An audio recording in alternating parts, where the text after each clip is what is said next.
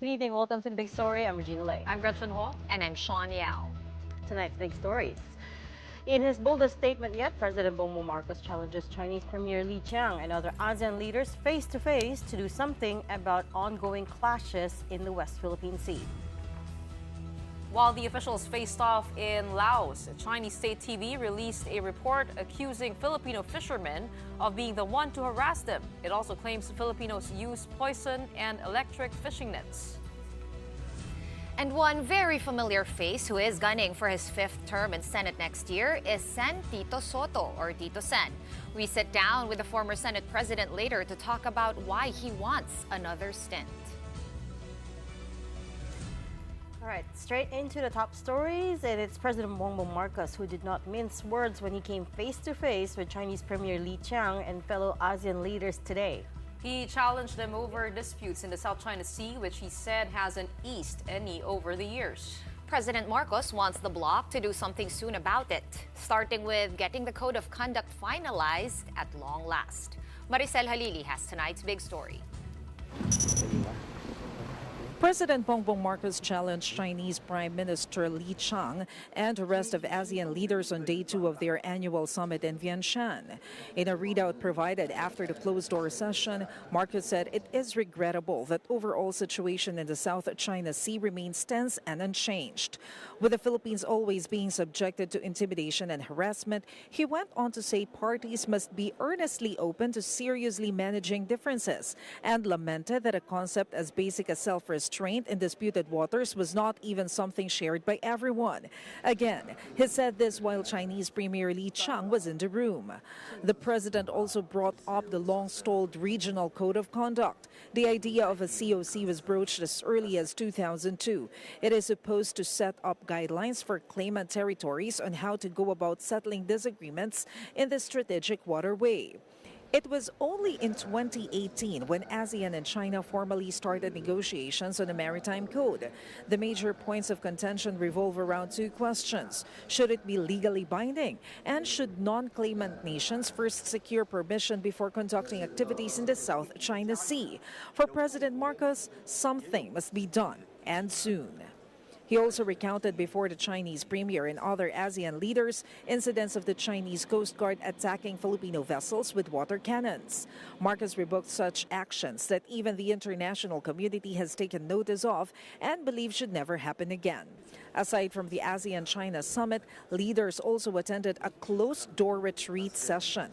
Documents that came out of that meeting noted bolder, more challenging statements from Marcos.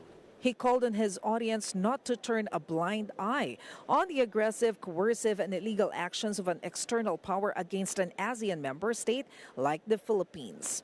Such behavior, he said, is against the political and economic union's purpose of keeping the region together, adding that, quote, silence in the face of these violations diminishes ASEAN. Marcos reiterated that the Philippines is only after rules-based order. Right after the sessions, the president was asked what he talked about, but he wouldn't give details. It is improper for me to disclose anything that was mentioned in the closed session.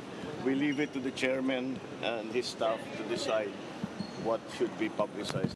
For News 5, Maricel Halili, We Are One News. Now, while all that was happening in Laos, Chinese state TV released a contentious report accusing Filipino fishermen in the Scarborough Shoal of being the ones to harass them. Brian Castillo reports. In a report on CGTN, a Chinese government-run news channel, Chinese fishermen claimed that they were harassed by Filipino fishermen in Scarborough Shoal, or what China refers to as Wangyan Island. One Chinese fisherman also claimed that Filipinos use poison to catch fish in the shoal, and that this method has led to dwindling fish populations in the area. 都在擦的不没有好的，他们以前的打鱼啊，很多鱼都来的这个虎口这里毒鱼啊，放毒的、投毒的，是这样的。菲律宾人吗？是菲律宾人了吗？ Another interviewed Chinese fisherman claimed that Filipinos use electric fishing nets.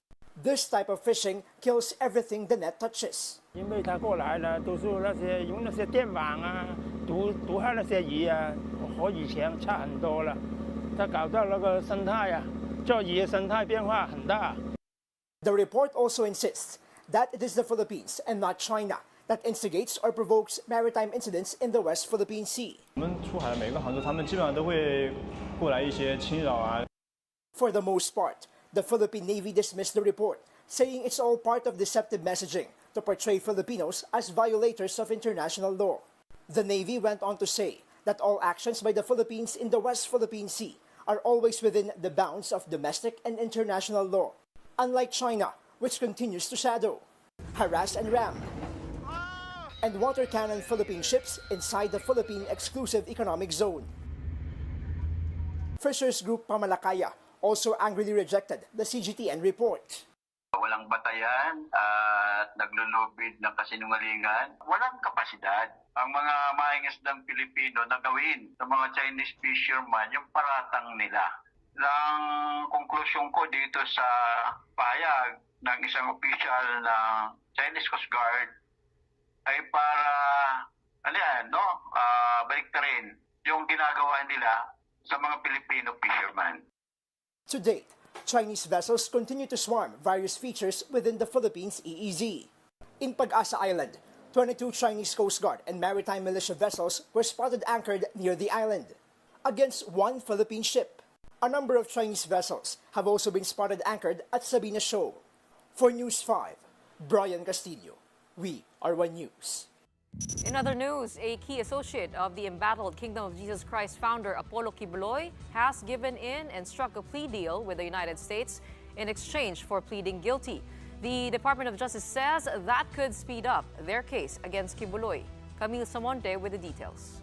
One of Pastor Apollo Quiboloy's co-accused in his trafficking case in the United States has agreed to plead guilty to fraud in hopes of securing a reduced sentence. According to a court record released by the U.S. Department of Justice, KOJC Administrator Marisa Duenas confessed to arranging fraudulent marriages between Philippine KOJC members and U.S. citizens in order to obtain legal immigration status for Filipino church members. Part of her job is to secure fake passports and immigration documents for members so they can fly out to the U.S. to solicit money for KOJC. Her pleading guilty to escape harsher penalties comes as a fresh blow to the detained church leader. Here in the Philippines, the Justice Department says Duena's plea deal could help ongoing cases against Quiboloy.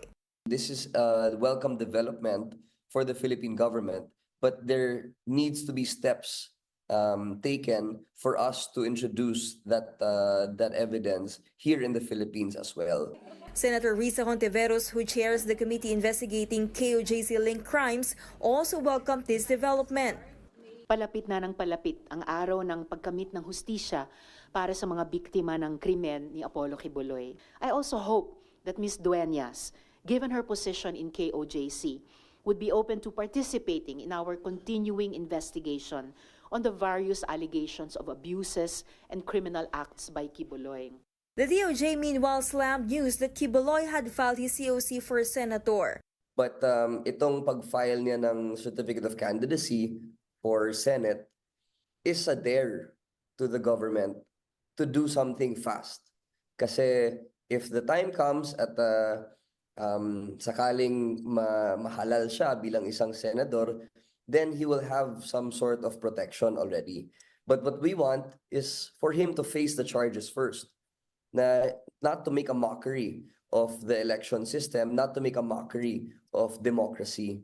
Comelec has long insisted their job is ministerial and they have no power to decline COCs if they're probably filled out. It may backfire on him though. DOJ says Duenas pleading guilty could help expedite a U.S. accreditation request for Quiboloy. Itong pag-file ni Pastor Apollo Quiboloy bilang senador ay sa tingin ho ng DOJ ay isa yang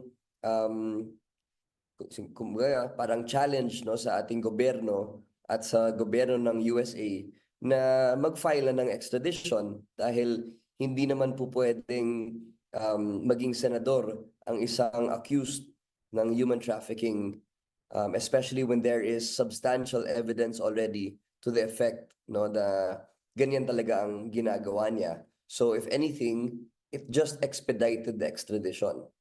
For News 5, Camille Samonte, we are One News. The October 15 deadline for foreign POGO workers to downgrade their visas is just around the corner, and PAGCOR reported that there has been good compliance on this. Now, different agencies are reporting different numbers, though. Earlier this week, the Bureau of Immigration said more than 10,000 have downgraded their visas, and today, PAGCOR said they tallied more than 8,000 downgrades. Nevertheless, when foreign nationals downgrade their visas, they revert from a work visa to temporary visitor visa, which means they have up to 59 days to sort out their affairs before they have to leave the country. PAGCOR also reported that 4 internet gaming licensees, or IGLs, have voluntarily applied to cancel their licenses, leaving just 38 firms here. But the regulator also admits that some POGO hubs may split up into smaller groups and embed in the subdivisions.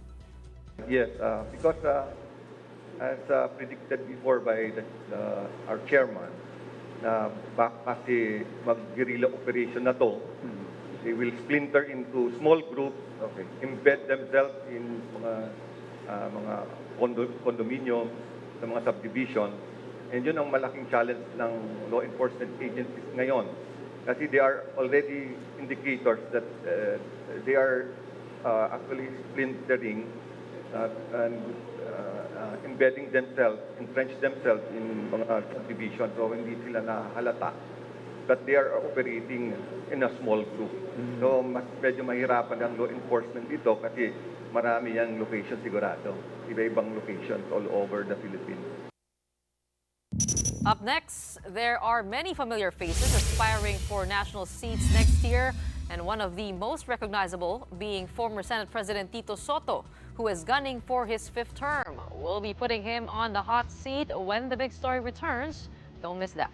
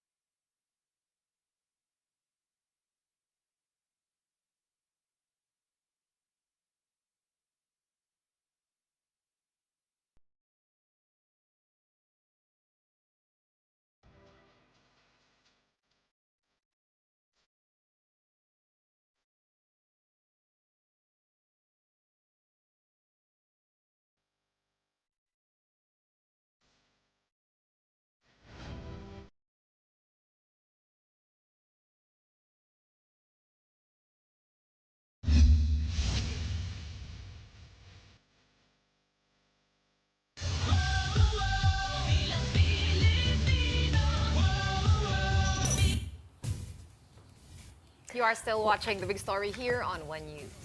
That's right. Missed that. Okay, just a quick update now on the COC numbers. Let's take a look. Comelec has been receiving more filings from the field offices, which has brought the total number of aspirants to 4,801 across local and national positions. And again, that's for just 18,280 seats nationwide. Okay, so there's a figure missing in that number, but it should be 44,801. The number for Senate hasn't changed, still at a record high, 183 filers for just 12 seats. The nationwide tally for seats in the House of Representatives hasn't come in, but at least in the NCR, we're looking at 86 filers so far. And Comelec is aiming to have a final list for printing ready by December 13. Meanwhile, Chairman George Garcia says although debates aren't mandatory, candidates should still try to do them. Sana po ipakita natin na hindi tayo takot na humarap. Nag-file nga po tayo ng candidacy, hindi tayo takot na mag-file ng candidacy. Di how much more yung humarap na lang sa sambayanan at iparamdam, ipakita sa kanila na may pinapanindigan kayo. One candidate who says that she is ready for debates is re-electionist Senator Amy Marcos. She spoke to her 1PH sister program sa Totoo Lang this afternoon about a number of issues, including the recent Sandigan Bayan decision to junk the 276 million peso ill-gotten wealth case against her family. Pasalamat kami na sa wakas matapos ang 38 years na hatulan na ito at naipakita na talagang walang ebidensya itong mga sinasabi nila. So, maligaya naman ako kahit napakatagal. Ang tagal 4 na dekada na Nakakainip na sa totoo lang. At yun, tinutukan naman nila at maraming salamat sa ating Panginoon. Nadaan naman sa dasal kahit paano. Senator Amy, who was included in the administration slate but infamously withdrew and opted to run as an independent, says that friends in local government have been inviting her to join them. Hindi ko pa napifigure out. Hindi ko pa alam.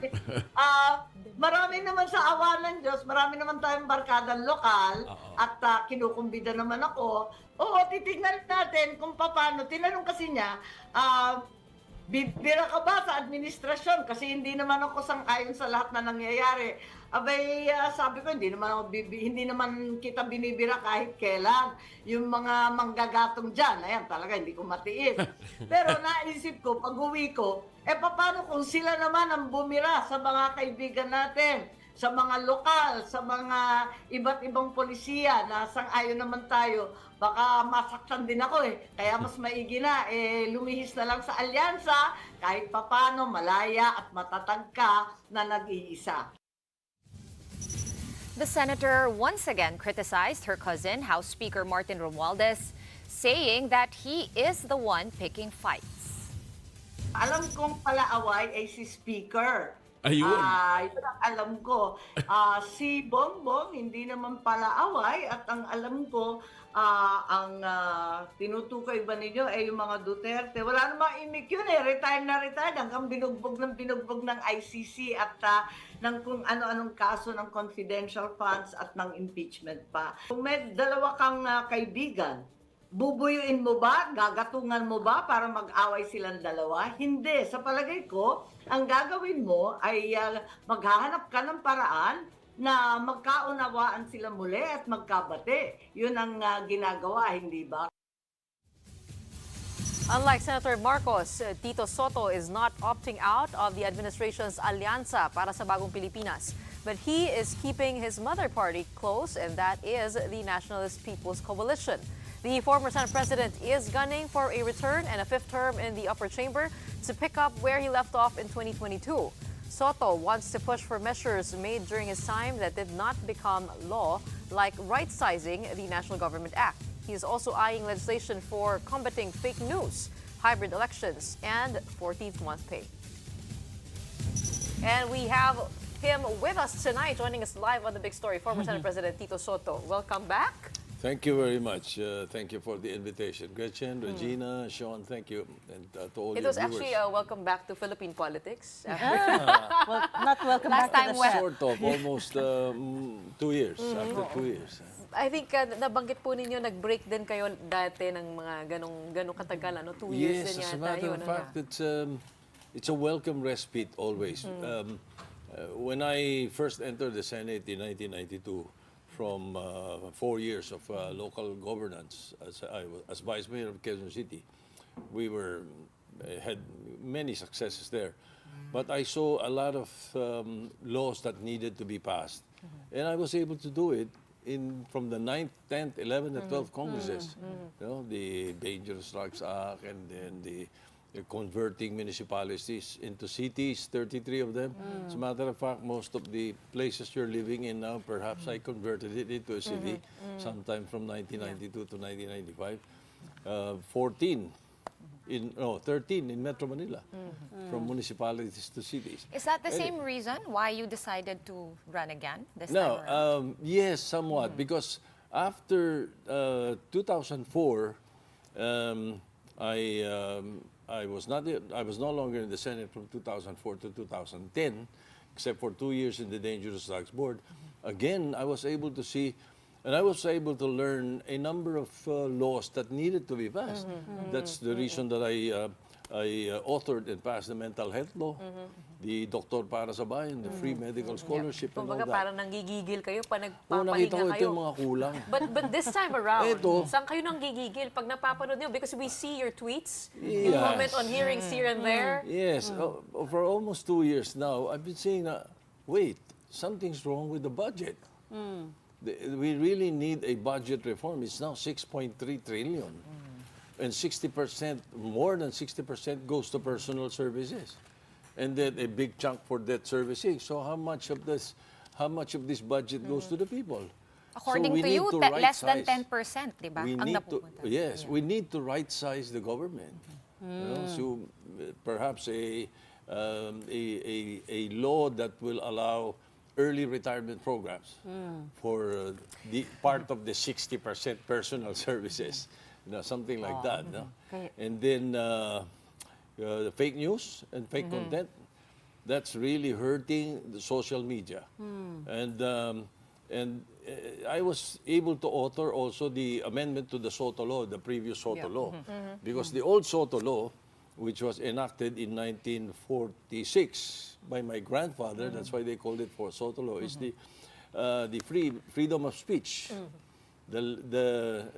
Press freedom law. It's a press freedom law. But it only was for print.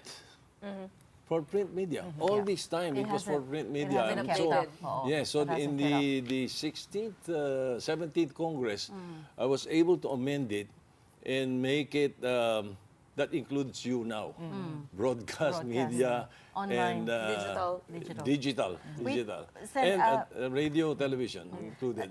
Let's come back to let's tackle the issue one by one. Coming back to the right sizing. So, kaya pala, that's one of the pet bills that you want to come back to. Yes. Because you think the budget is overinflated. 63% go to personnel. But it's also true that for a growing economy, talagang lalaki yung bureaucracy. Of course, you need people to run the government, right? Yes, Should we but be looking at plugging the gaps, the other leakages instead? that included. Yeah, okay. But definitely, if you will look at the bloated personal services, it could be lessened to about at least 45, less than 50% should be for personal services. You know, what's happening is that when they propose the budget, most of the departments would always put a budget for new hire, and that will include their what is included in the Recommended personal staff. services and all that. No, whole allowances and plantilla. all that stuff. So, but then at the end of the year, it's not used. So it goes to unused. And that's the reason that Senator Lacson and I, before, were pushing for a budget reform advocacy, because there is an average of 328 billion pesos unused every year in the last 10 or 12 years. Yun yung absorptive capacity. How do you think your colleagues will react to that? If you push for budget reforms, sometimes it's not very popular. But you're also, of course, you were also the majority leader, you were also the Senate President, so I'm sure kaya niyo pong laruin, di ba? I think it's a matter of explaining it to them, explaining why they should support it. In the Senate, or even in Congress, you have to master the art of compromise. Somewhat. And do you have any thoughts on what's going on? So, ang pinag-aawayan right now is the OVP budget, right? So, the OVP budget is now in Senate for deliberation. You saw what happened in the House. It became a huge contentious issue. A few things that happened. What is when you were watching it? What was going through your mind? Well, again, it's a matter of perhaps of information and tradition that has been followed in Congress and in the Senate for all these years. We never take up a budget of any department if the head of department is not present. It's always the case. It's a tradition. So with the Vice President not attending, I can't blame the House for acting that way. Pero sir, si President Marcos then, he doesn't attend. So it's parliamentary courtesy for OP and OVP. The President is always exempted. Okay, so the only exemption should be President. Even all these years, the President has never been invited to attend the budget deliberations or budget. So si ES Bersamin lang. So that's enough. Everybody else has to attend. The exemption is only for the President, no one else. It's only the President. One thing that's hanging, after all of this, when the Senate hearings resume, when the Senate resumes, is the possibility of impeachment against the Vice President. Where are you on that? Do you think that the failure of her office to respond to COA's notices on disallowance is an impeachable offense? Well, as much as I'm not in the Senate right now, I may give my comment on it, because if I were, I would say that I will not. Because it's a good thing we have you now. The impeachment court. And then we'll call you when you're in the Senate again. I don't think they will impeach her in the House of Representatives. I mean, in the lower Congress, house, in the lower house. Yes, I don't think so. And then it won't reach I Senate. don't think so. I don't think that is enough. What do you call this? The allegations that are. Well, yes, allegations or the discrepancies would be enough to come up with an impeachment. That's my opinion. Of course, it's the opinion of the congressman would be probably different, but that's the way I see it. Okay. Sticking to the budget still and all the issues that have cropped up since all these hearings on the OVP budget, actually, Tito Sen, marami ring lumalabas na other issues like unprogrammed appropriations, all these things, right? Exactly. It all falls into the same crack. It all falls in the same crack. It's budget reform. When you say budget reform, it's not just because it's bloated. It's the way you use the budget.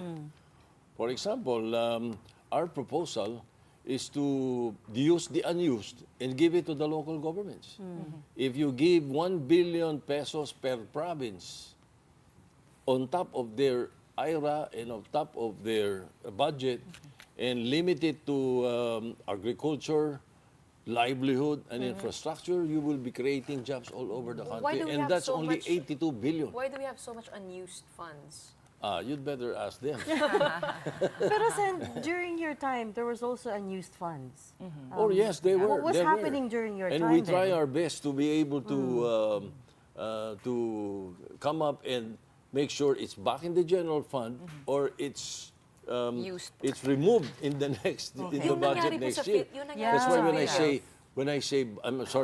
when I say average, there were times it was over 500. Okay. Oh, Your thoughts on what happened to PhilHealth? Yung excess funds nila nilagay sa unprogrammed appropriations, binalik sa ano? I think it is a very big mistake. PhilHealth should be answerable to all this because if you recall, I was head of the committee, the Committee of the Whole, as Senate President, that investigated the PhilHealth in all the allegations against them then. And we submitted to the Ombudsman. I think the Ombudsman practically carried the recommendation that I gave in the committee report and charged the people behind But this. isn't it Congress that inserted the provision that that could happen? Yeah. Na pag may excess fund, pwede siyang i-remit back to Treasury. As I said, I why think is it it's a PhilHealth? mistake. I think it's a mistake. You should not do that. I think PhilHealth should be able to use that 89 billion to either lessen the contribution or to expand the coverage. You know, cover other illnesses. Yeah, actually, those That's are the what only it's for. mandate. Yeah, Yeah. But there's only two mandates. Lower the fees or increase the membership. Yung isa pang issue before we leave the budget, the reform segment of this conversation, Tito Sen, no, yung MUP. It was very contentious and it ended with a change in the uniformed military. personnel, military and uniformed okay. personnel. They were trying to, at least former Finance Secretary Ben Diokno was trying to I think, rally support to kind of reform how we give away the pension system because parang napopromote pa rin po yung mga retirees. It's of course a delicate balance, as you would know. Yes, it is. I am not too private to the figures, though. But Senator Ralph Recto, then now Secretary of Finance, had a very good proposal on how to address it. Because during that time that we were taking it up, that was even before the pandemic, you know, we took it up precisely because we thought that in the next few years, the budget of the pensions would be higher than the budget of the national defense. Yes. I think that's exactly the same thing that they were saying. That's why the proposal of Secretary Recto then, I think, holds water. I think you should invite him and let him explain. We have been trying. Inviting, especially to talk about the PhilHealth issue. Let's talk about your campaign, Sen. You were part of the Alianza slate. Sorry. When did you get invited, pala, to join the slate? A few months ago. If I recall it right, let me see, as early as June. May or June of this year, we received an invitation from PFP. I sat down with General Tom Lanchon. PFP is the president's party, and there was a mutual friend of Senator Lacson and I that invited us for lunch, and he was sent by the president to talk to us about it. So at talk that about the point- alliance and the possibility of us returning. And we really considered it and decided sometime last month.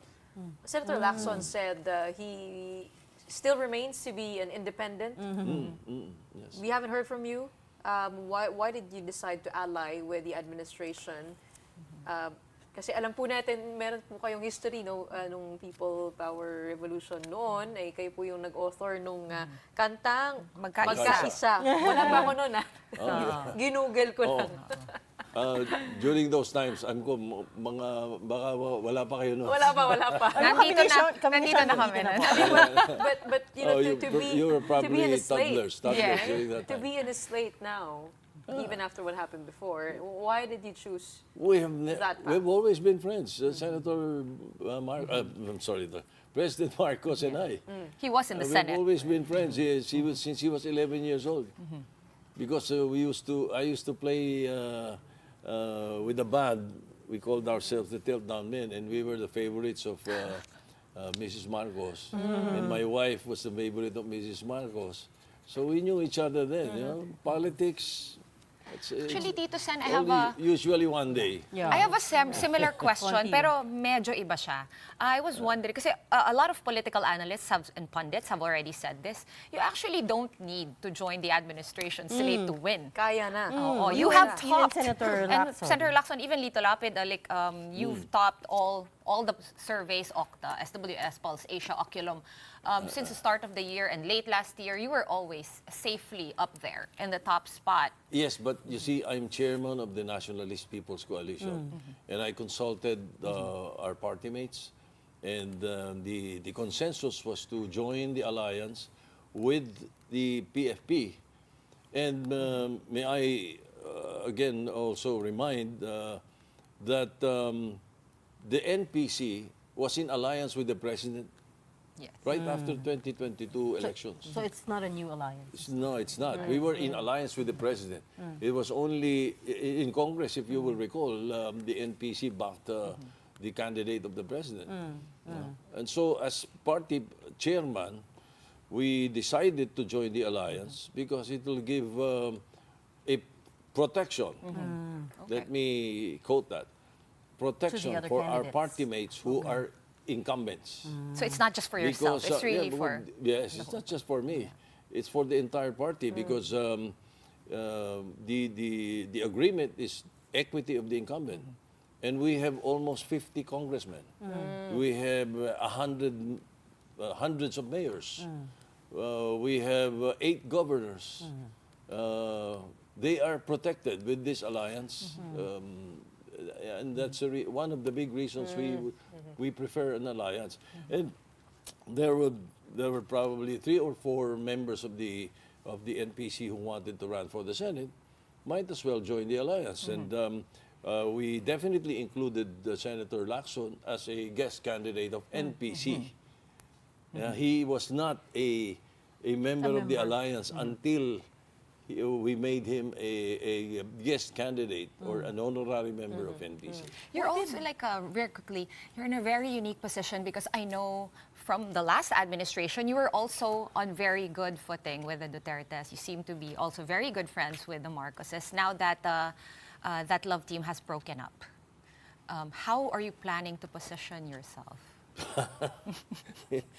I think that's the most difficult question. It is. At this point, because we remain friends. We remain friends. Again, aside from the fact that I've known the president since he was a... since he was 11. Not not even a teenager. All right? He was in the Senate for 6 years. And I was his majority leader for 6 years. And then President Duterte, we met in 1988. He was mayor of Davao. I was vice mayor of Quezon City. Oh, wow. My advocacy was anti-drug abuse, and he was anti-drugs. Of course, yeah. And we worked together as early as 1988. His vice mayor became my vice president for Mindanao when I put up the Vice Mayor's League in 1990. So I would be caught between the two friends, but I remain their friends. They remain my friends, as far as I know. So then, how is that going to work if, say, you do get into the Senate again, and then you get elected Senate President once again, and then at which point you would have to make a stand on certain things. For instance, the drug war hearings, EJ case. I always make a stand for the right. For what I think is right, no matter who gets hurt. You can trace my record from the 90s to the present. So you will remain independent, Switzerland, so to speak. I would always want the Senate to be independent-minded. We should always be independent. It's the last bastion of democracy as called by the oldies that I have been with. I have been with the olds. It's a good thing. I was lucky enough to be with Senator Bobby Tañada, Neptali Gonzalez, Ernie Maceda, Boy Herrera, Sayerson Alvarez, Joey Lina, Bert Romulo. I was their boy Yeah. I was their prodigy. Oh, I learned a lot from these people from 1992 to 1998. With what you've seen on the ground, whose drug war do you agree with? I have my own drug war. Somewhat, there are points that were used by President Duterte. There are points that are being used by President Marcos now. But I have a bill that will renovate, shall I say, the Dangerous Drugs Act of 2002. It's in the law that I made. I principally authored that law, by the way. It should be reviewed every 5 years. And what does that And my say? review is that we should make the PIDEA into an authority instead of an agency. Presidential, not Philippine Drug Enforcement Agency. We must make a Presidential Drug Enforcement Authority. Okay, what does that do? We must put the 4 major concerns into one umbrella. Enforcement, prosecution, rehabilitation, and prevention. You know, who does prevention? Should be DepEd. Who does rehabilitation? Should be DOH. Who does prosecution? It should be DOJ. And who does enforcement? PNP. There should be an authority that would be able to oversee this. For right now, it's segregated. It's all enforcement on PIDEA, PNP Ano po yung sometimes. challenge doon pagka magkakahiwalay siya? Oh, mabigat eh. But if there's an authority over these, you know, I guarantee you it will be the drug war will be better. It will not be only against drug pushers. It will be for the drug, drug users, drug abuse. You're rehabilitating that side, Yes, cutting down because on the I always pushers. believe that the day we stop buying is the day they stop selling. Nobody buys. Sa Who will demand, sell? the demand side. Yeah, demand side. Fix the demand One side. other issue that where former President Duterte and President Marcos are complete opposites on is foreign affairs, right? So obviously, former President Duterte fully embraced China. President Marcos aligned ourselves with Washington. So ibang-iba yung approach nila. Again, if you were in the Senate and you had to take a stand, which one looks better to you? I will push for the passage of my bill that I filed before the end of the 18th Congress, which is creation of the establishment of the Philippine Maritime Zones. Ay, Yes. it's moving. It's moving. Yeah. I think it's You under know, Senator Tolentino we were talking now. to Sen Yes, Tolentino. but we should pass it, and it should be defined. We should not just rely on UNCLOS, and we should definitely not rely on the 9-dash line. We must have our own whatever dash line. But do you With agree? creation of the maritime zones, I principally authored that. Whatever law they're taking it, whatever bill they're taking it up, I'm sure they got it from the law that I filed. But do you agree on the temperament of this government when it comes to dealing with China and all the encounters out at sea? I'm not really too familiar on how they're handling it, but I think everything should always be acted diplomatically. It's very difficult. They're very difficult to be tough. When you're small, it's very difficult to be tough. You have to be wise. Well, let's go back to the You negotiating have to be table. smart. Yes. What? Go ahead. There's more allies now, though. A lot of other countries, the U.S., apart from the U.S., U.K., Australia, Japan, South Korea, maybe not ASEAN, but France as well, have committed to help boost defense capabilities for the Philippines. It's good right? protection. Yeah. So I say so it's parang good collectively, we're protection. bigger. It's a, kumbaga sa ano, you have a big brother watching out, and you know the other big guy does not just trample on you. Where were So you that's good enough. during? Where were you on with the former president's foreign policy being quite close to China, trying to be friendlier to that side? Ano po yung tingin niyo doon? Economically, Is that correct? economically that was fine with me. But as far as the what do you call this? The South China Sea, West Philippine Sea issue. Iba kasi yun. Medyo no. But economically, I'm you were more on the preserving what's ours is ours. Kind of related to that is the issue of POGOs naman. Yeah. Started, can I say started? I mean, the idea has been around for a while, but the bill to tax them happened under former President Duterte, and they really proliferated during the pandemic, right? 2019 The to bill 2022. actually, and I was part of You were part of that we Congress. passed that. Yeah. The bill was to tax it because it was there already. Yes. At that time, did you believe in the potential of POGOs? At Beg that pardon? time? Nung 2020, was it? 2019? Somewhere, 2017, sometime, I think. that year. Back then, did you believe in the potential of POGOs to help the economy? Yes, we were convinced by the Department of Finance during that time. And our Ways and Means Committee presented a very good picture. That's why we allowed that it be taxed, not knowing that we were not taxing the illegals. So it's an executive department problem. So in hindsight, what would you have done differently with regard to that specific law and plan to tax POGOs, at least the legal ones? We could not have done more. It's either we should have passed it or we did not. If we did not, it will proliferate. It will still proliferate without government earning nothing at all. And there would just be illegals or... And do you think that's what's going to happen with a total ban on POGOs now? Everyone will now be illegal. No, I don't think so. If we're Kakayanin strict, kaya to stamp it out? yes, Hindi ba if government is hell-bent on doing that, we should stop it. We should stop it. And if we stop it completely. Do not allow any illegals. Yung baga sa sabong, may mga tupada. But that would be easier said than done, no, Senator?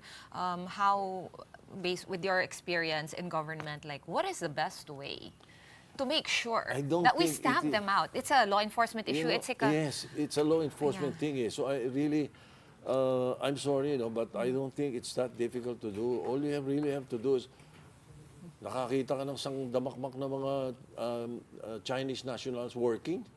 What do you call that? TNT. For an overseas online thing. Of course, wala naman tumatay ang Pilipino doon. Sabi nga nita, kaso may mga krimen na nangyayari dahil doon sa presence nila. So if it's an executive action, the president wants it out, the people wants it out, totally kaya yan. Kung desidido ang PNP, kung desidido ang enforcement arm, NBI, PAOC, di ba? Desidido, kayang i-wipe out yan. Wala naman dati. Pinayagan lang eh. Bukod po dun Diba? sa... And then again, there was this issue. I remember I was listening to the radio of TV5, One News, I should say. The other... One PH, right. This morning, One PH. POGO should be asked to explain. And not only that, they should be included in whatever committee report is being done because that is practically malfeasance. Negligence, if you've allowed it and it's happening under your nose. But of course, then, baka naman may magandang explanation ng POGO. So, government should address Their it. explanation The is executive that- department should address it. Their explanation is that they're only the ones handing out the license. They're not the law enforcement. I remember, Yan ang di ba, we talked pinakabigat to eh. somebody from PAGCOR Alam mo, about this. bibigyan mo ako ng lisensya. Ang itsura dito sa iba, lisensyado ako. O Right. pwede akong magtayo ng iba na hindi mo nakikita. Wala naman daw silang Di ba? capability to monitor.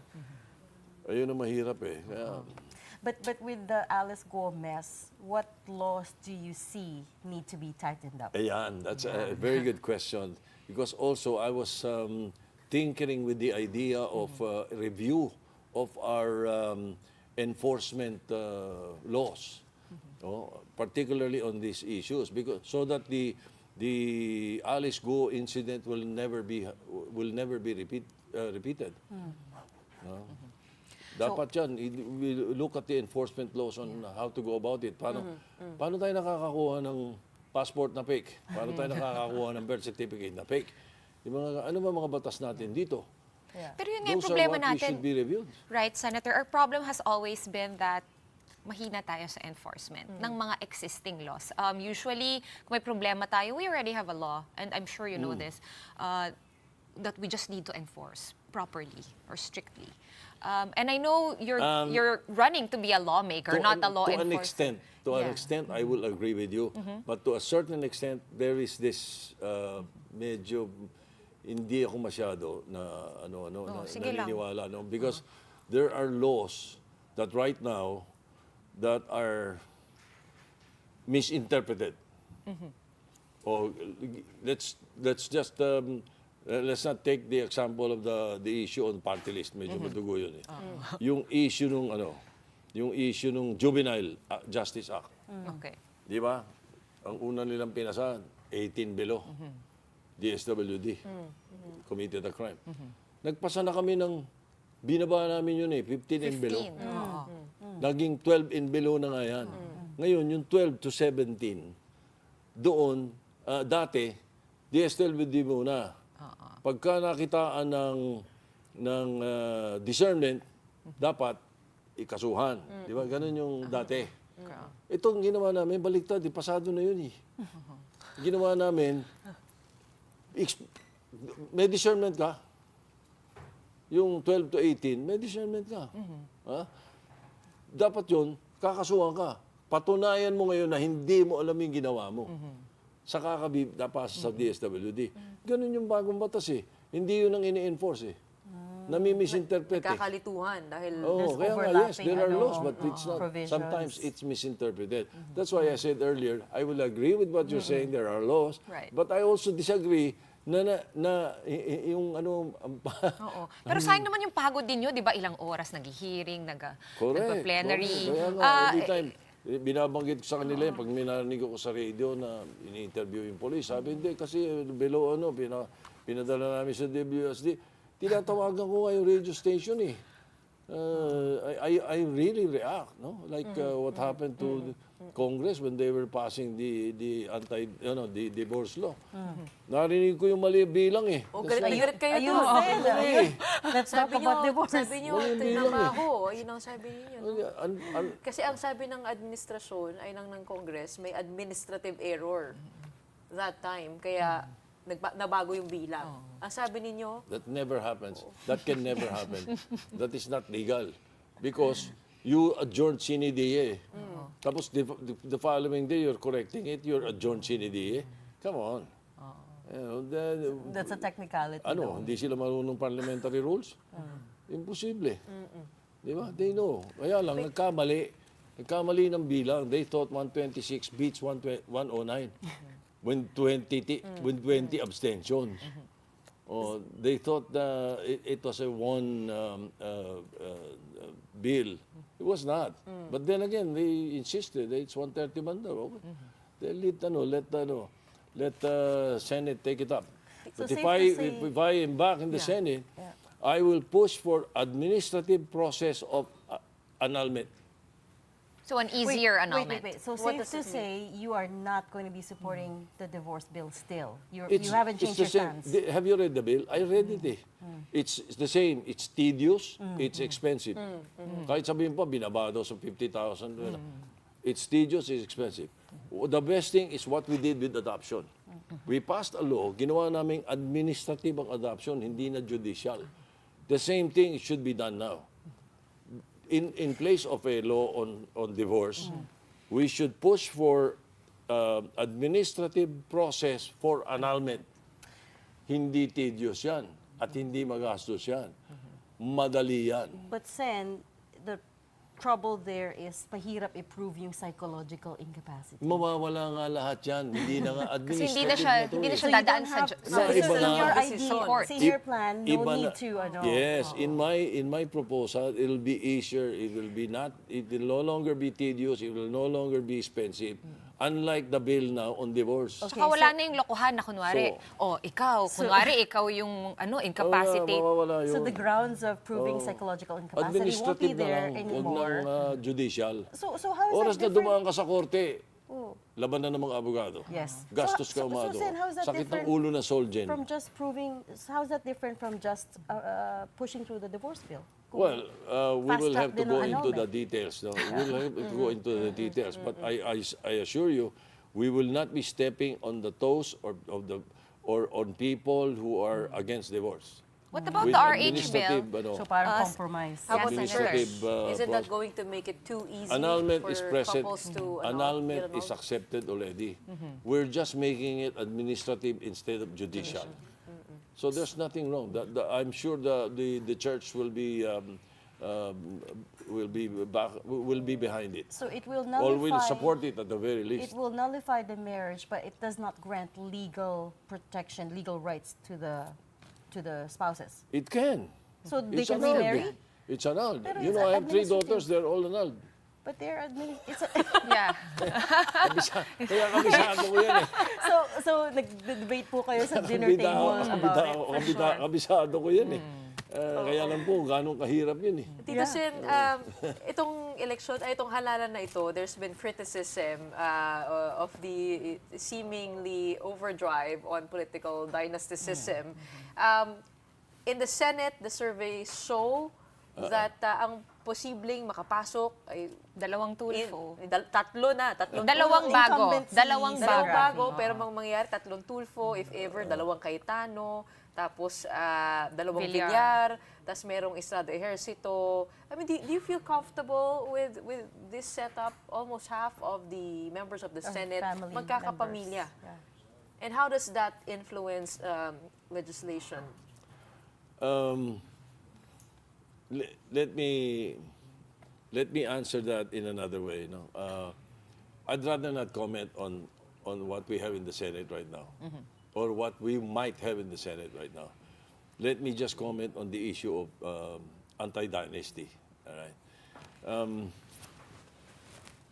Depend on it to a certain extent. You know, like for example, we tried to pass it in the 9th Congress.